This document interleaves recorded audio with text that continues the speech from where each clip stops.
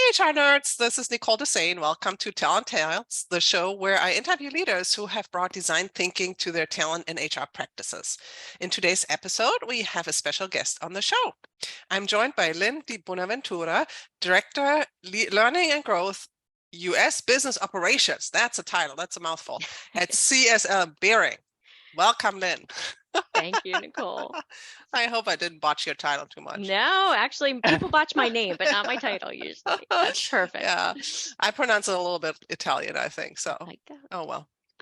Okay, so Lynn, we always start with who are you and what's your story? Yeah, so my name's Lynn DiBonaventura, as Nicole mentioned.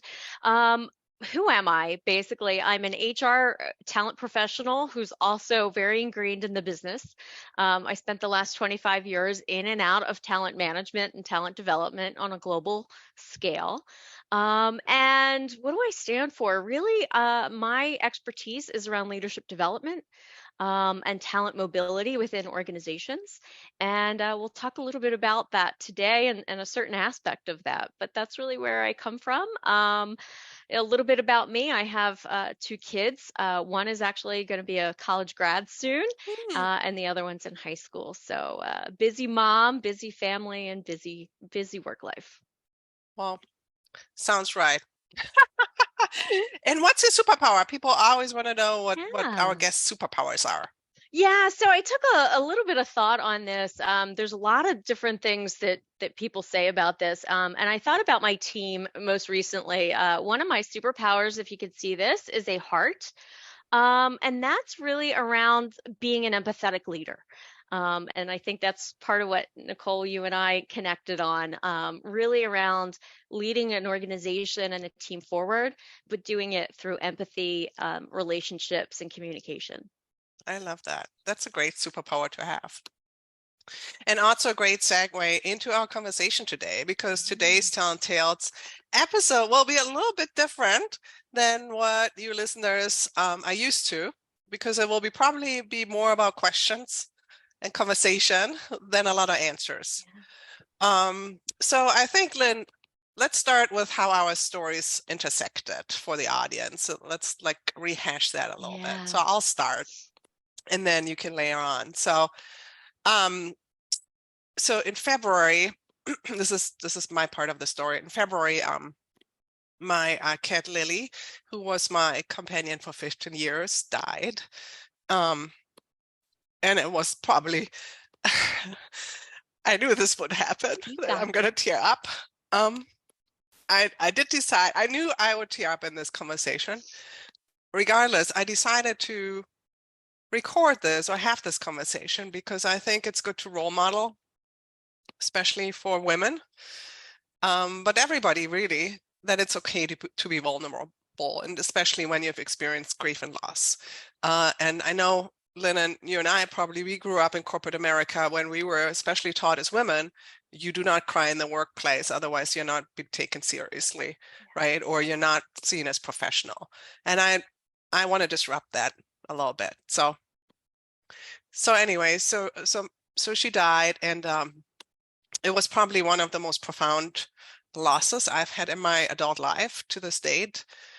And I was just, I pretty much could not function. The only person I could talk to was my husband. I think the only other outlet that I felt I had was writing for some reason. And there was no rational thought there. It came all from intuition. And so I have a LinkedIn newsletter that I publish every other week. And so my cat died on Tuesday, and my newsletter was due the next Wednesday, and the following day. And I just couldn't write. So I'm like, I'm not going to write anything. I'm also not a person who's very public with their private life normally, let alone on social media. But then I did decide, for some reason, my intuition said you should write about it. So the only thing I wrote was, my cat died. I don't have any words today. You know, my heart is broken. And I posted a picture of her. And what came next was, I think, you know, the joy amidst the grief, I realized later on, because the outpour of sympathy and empathy that I received was just incredible. And even though I couldn't respond to people one-on-one, just to read the sheer volume of people sharing their stories, people remembering Lily, of people donating to animal welfare organizations, sending me books and baskets, and those were friends and strangers alike. And it was just overwhelming in a positive way amidst all the darkness to have that. And then 2 weeks later, my next newsletter was due. And again, to that point, I pretty much had just been crying and eating junk food and laying on the couch all day. That's all I could do, really. I'm like, what am I going to write about now? And so the only thing that came to mind to me is there has to be some greater purpose to this. And what I started thinking about was, I have the privilege and the luxury to take these 2 weeks because I literally couldn't. And there's actually a phenomenon, it's called grief brain, where your brain literally can't work. And so I couldn't work. And this has to be for something I have to, so I got curious. I wonder what is a, caregiving and bereavement policy of companies these days? And I started by asking my husband, and then I did some research. And long story short, we are in a crisis around this. Our caregiving and bereavement policies are not as human-centered as they could be. We are in a caregiving crisis, both paid care workers as well as those unpaid care workers who do care work in addition to their jobs, unpaid, right?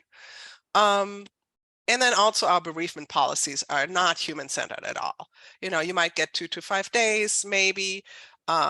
Usually it's for close family members, and very few have pets included in it. So I wrote about it. I summarized the research and wrote about it and my perspective.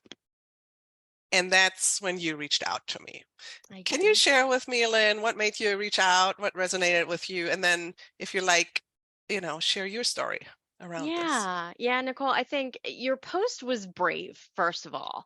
I think you see a lot of things on social media that, it can get a lot of different responses, but the way you wrote that, the eloquence and the emotion in it, and the thoughtfulness about the question, right, really kind of made me pay attention. And I read your newsletters all the time, but this one kind of stopped me in a moment, and I reached out. And I think I can't remember exactly what the posting said, but was like, I had a similar situation.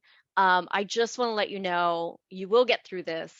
It will be okay. And then when you're ready, I'd love to talk to you more about, yes, the state of the world and the state of HR policies around that. And I think you responded right away.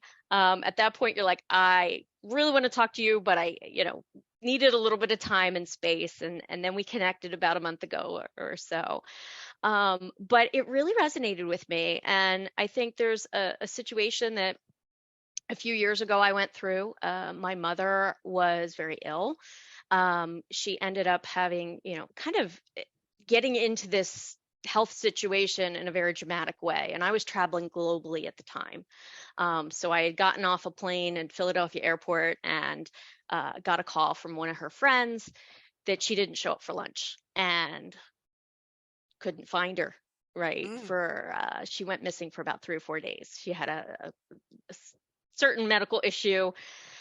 And we found her about 4 days later, thank God. But it was the beginning of the end for her. And it took about another year for her to truly pass away through all the medical issues. But from that moment that I got off the flight and, just had, traveled for 2 weeks over in Europe, working, and then showed up at work Monday, right?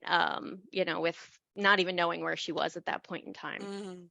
From that point on, took a little while to figure out what's going on, get a diagnosis, figure out what the care she needed, and then eventually get her into hospice care at the end of the year. I had applied for family medical leave. I had done all of the normal paperwork and all of the processes. And it felt like I was doing as best I could to hold it together. Just like, when you were in your grief process. I had a little bit of a longer time than you did to process everything, but upon her funeral, I was excited to get back into, not that I left work, but I had brain fog. It was very difficult for me. There was a lot going on. And to manage, I had little kids at the time. I had an ailing mother. I was kind of in that sandwich generation.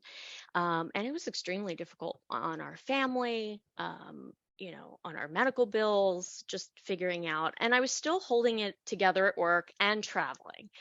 Wow. What was interesting, I think, was with my experience, I was a top talent at the company, and during that year, no indication that there was anything performance-wise that went wrong, or that was unsatisfactory. However, we started getting different relationships, and people that would support you or people that didn't, and you have that experience.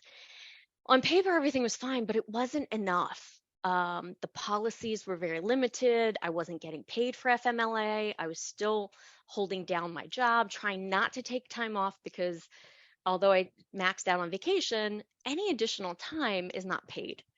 And that was not the situation that we could have dealt with at the time. When I got back to work, and I remember this very clearly, about a month later, I had done a leadership class. We had finished, the week. We had VPs in the room. It was a standing ovation from that leadership class. I walked out of that class on cloud nine. It was a Thursday afternoon, and I got a call from our HR department to come in the next day. Oh. Uh-oh. And they had restructured. So it was kind of an aha moment of working so hard over the year to try to hold it together. And then at the last minute, whether that was performance related, reorganization related or not, it was very limited. And I ended up, having being laid off and taking some time. And I just remember when I got your LinkedIn message and we started talking, how I did not have a leader that actually reached out and said during the entire year, what do you need? How Mm-hmm. can I help? I can't help at home, but how can I help? Like, what do you need? And they knew what was going on, and we had a lot of conversations, but there really wasn't a level of empathy or support. And then you look at these kind of very restrictive, almost compliant oriented HR policies, which is what they are, but really no room, right, for exactly what you described in the beginning of the call.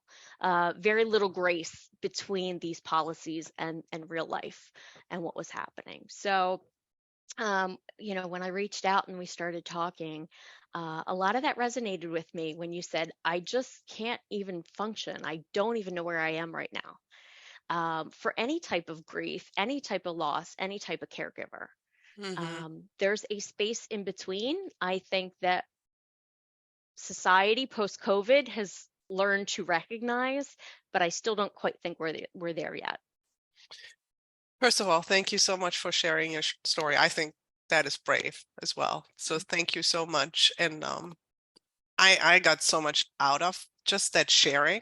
And that's why I thought it was really important that we started our conversation off with this, because to your point, I don't think we know how to have these conversations at work. It's extremely difficult. Right? Because I think we've been taught, also as HR people and as leaders in general, it's kind of a feeling neutral zone at work, right? You come to work and then you work and then you leave. Now, to your point, COVID has challenged that a little bit, but to a certain degree, that's still the case. And plus, to talk about loss and grief is kind of an uncomfortable topic. Yeah. And I'm the first to admit, till Lily died, I tried to avoid death and at all costs. I was one of those people.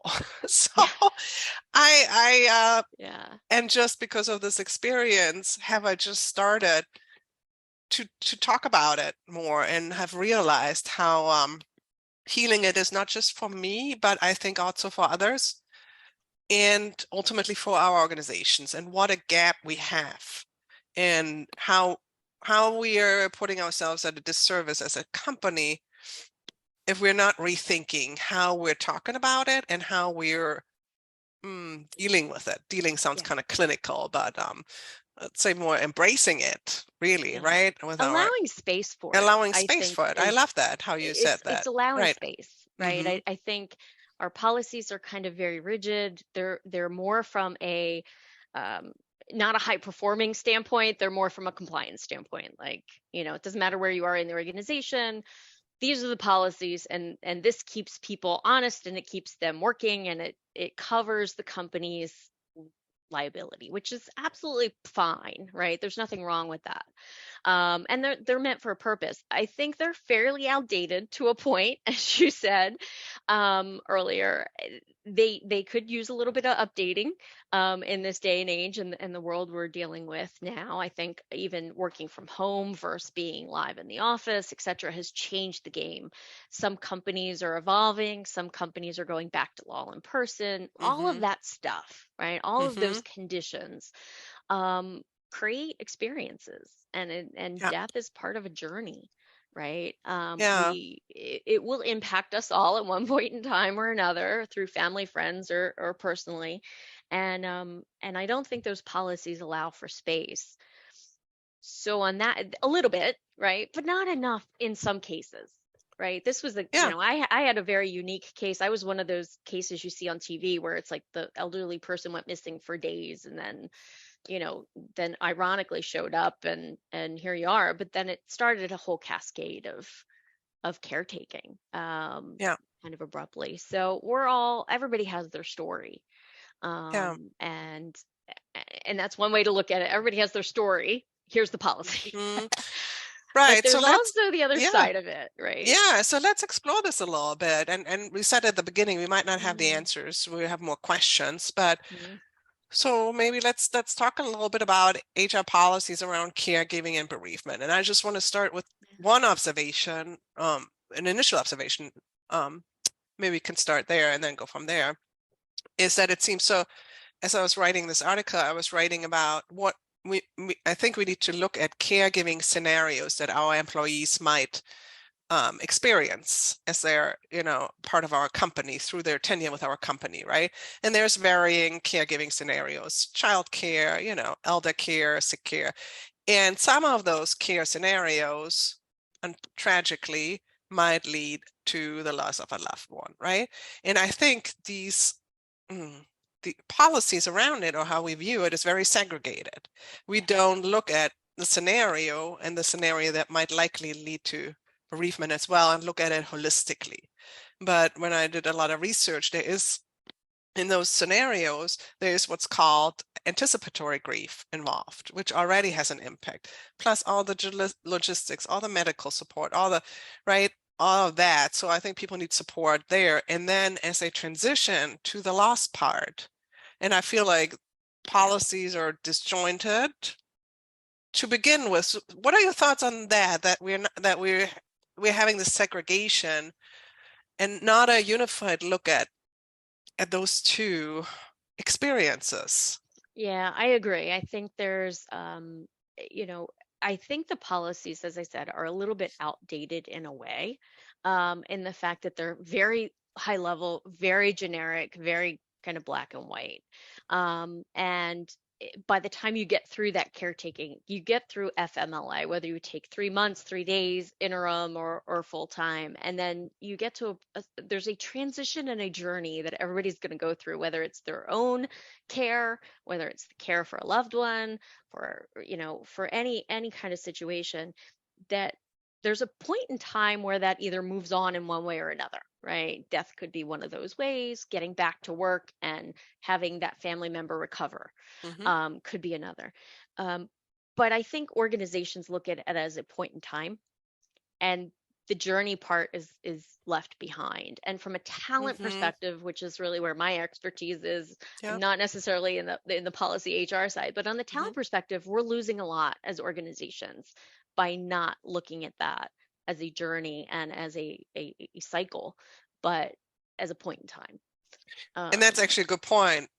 Why should organizations care? If you hinted at it, attrition is one, productivity to me is one, right? If I force somebody to come back to work after 2 days when they lost somebody, I mean, I could not have worked. You're just there in body. You're not there so in it's brain. like a check box. We Yeah. told people it's a butt in a seat You need to be who here. doesn't do anything. Exactly. Right. So it's ludicrous from that. So attrition, productivity, well-being, the US Surgeon General has, called out well-being as a crisis in the US right now. And so if this is not included in your well-being policies or strategy, I think that's a miss. And you hinted at it, employee experience is another consideration, right? It impacts the employee experience. Are there any other impacts to the organization that you think, why should companies care about caring?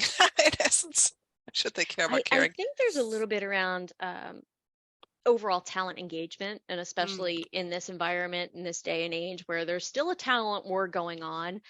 I think you take employees that are even top talent. There's no segregation regarding the laws, nor necessarily should there be. But to your point, if you're not seeing an employee through that, either from a leadership standpoint, from a general compassion standpoint, knowing that there will be a cycle where they're going to have to come out of this, right? Whatever situation they're in,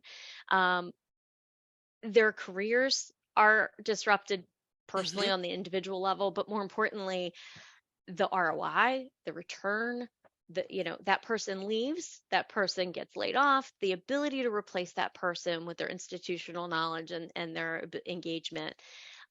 You have much more engaged employees when you help them through these journeys to get past and move forward.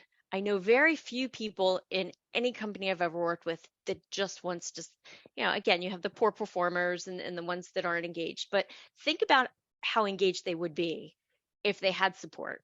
If they had a good leader who had some empathy, but then also drew clear boundaries, right, on the work, then the policies would be a backup, right? Yeah. The policies are there as policies. They're there to protect the overall, the general, but having empathetic leadership. And I think we see Simon Sinek and all the social media posts around empathy and leadership. That's really what these examples bring forward.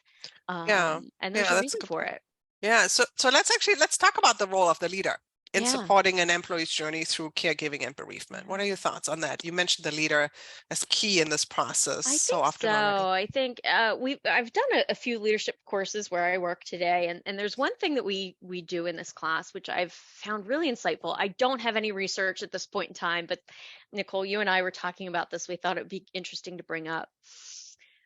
We do a leadership in the first module of this training course. We do a leadership chapter that talks about your footprint, and we have them kind of, the participants rate and they draw a visual on this, a clear line about their last 10 years and then the highs and lows of their career pathing, right?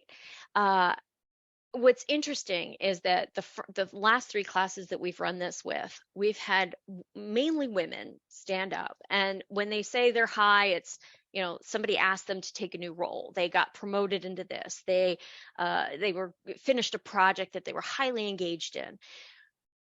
We've all had lows, right? There's different reasons for that. My example was one of them. It went from career high, top talent, ready for promotion to a VP level, down to like, I just got laid off and there really wasn't a reason for it, except for the fact that I had a really challenging personal year. But when you look at this leader footprint and to the caregiving side, women who have children have in this class alone, small, very population, about 30 people, the women have all said, had children, career dropped. None of the men in the class said that. Had my first child, my career, none at all. Took care of an ailing parent, women on the bottom. We tend to be the caregivers. I'm not saying that's 100% of the time, but in professional careers, we are the caretakers. And then when you have to deal with this experience and you're having either taking care of yourself through childbirth or taking care of a mother, a family member, or anybody through that, your career drops. You definitely have to make up traction from that. And it was really an aha moment that I had during facilitating this session and hearing the stories of my colleagues that have had these experiences, and it was all around caretaking. Your career drops for a minute, you might have switched jobs, you didn't get a promotion that you wanted. Those things were fairly relative. What really brought these graphs to the bottom ranking was a caretaking role. Wow. And you think about it, and I think we're doing a disjustice to some of these people. But again, policy aside, we're not necessarily going to change the system overnight, nor do we have the answers. What I found was, and in a situation where I had a staff member out for almost a year, we could have, according to the policy, let her go. And replaced her. Tried to get a couple other resources. What I realized was, because of my own experience as a leader, with the lack of empathy that I had, applying empathy and allowing her space and yet keeping her focused while she was at work was probably the most important thing to the recovery of not only that individual, but of the department. So it was temporarily a little challenging, and I had to pick up some of that workload. But that employee came back. She came back stronger than ever. She came back with high reviews within the first 6 months to a year, and she's back better than she was, before she left, before her illness. So it's, but she had space to do it. And she felt that you trusted her, and she felt I supported, trusted her, probably, and she right? felt valued. We don't Valued, spend exactly. more of our time at work than we do Yes. home to not provide value. Yeah. And to not feel as if we are appreciated and valued. And I think that was an kind of a 360 to the story I told earlier, Yeah. to say, as a leader, I didn't want to be the kind that I had going through that experience. We had to find a way. And we knew the policies were on the one side of it. We could adhere to the policies. I also knew over-indexing myself to supplement an employee was the opposite side of that. So as leaders, I think there's a huge amount of ability and autonomy that we have with our team members who are experiencing this, to just have a little bit, I'm not saying sympathy, that's different, empathy around compassion, and allowing that person to have some space and trusting them. I love that. Yeah. And setting boundaries is really important in these times. I love that also, how you shared that pilot example of your leadership class, because it shows. I want to do some research on it, Nicole. It was right. amazing. I mean, for one, the gender, and there's research around that most caretakers are women. The unpaid caretakers that I quoted before, I think there's a BCG study that mostly women. Yep. So that's backed by, quantitative research. So that's an interesting thing. So the question is, how can we focus on that segment specifically, maybe because they're under-supported right now. Secondly, what I thought was interesting, the differentiation that you made between the leader going through caregiving and loss and what it does to them, right? And then transforming their own experience and grief possibly to create a better environment for their employees who go through that. And I think you modeled that. So I think it's kind of interesting to look at these both sides. I, as a leader, might and will experience that. What do I do? How do I take care of myself? And then how do I model that almost also for my employees, and then support them through it? So I think you've given us so many great insights already where we can start on this journey. So you said there's probably more questions than there are answers right now. Yep, but inspiration. I think you've given some really good inspirational insights, more questions, but also I think good starting points for companies to think about. So I thank you so much for that. And I always close these conversations with a surprise quote for my guest. Are you ready? Yeah. Okay. Quote: "We know that understanding our suffering gives rise to compassion, not only for ourselves, but also for others. And we know that compassion is essential for joy and happiness to be possible." Unquote. Thich Nhat Hanh. Beautiful. Well, I am glad I found that in you, Nicole, as well, just from a random LinkedIn chat. It's been a wonderful experience. Thanks for having me. Thank you. Thank you so much for sharing and for this really candid and impactful conversation. Thank you so much. And thanks, everybody. See you at a future Talent Tales.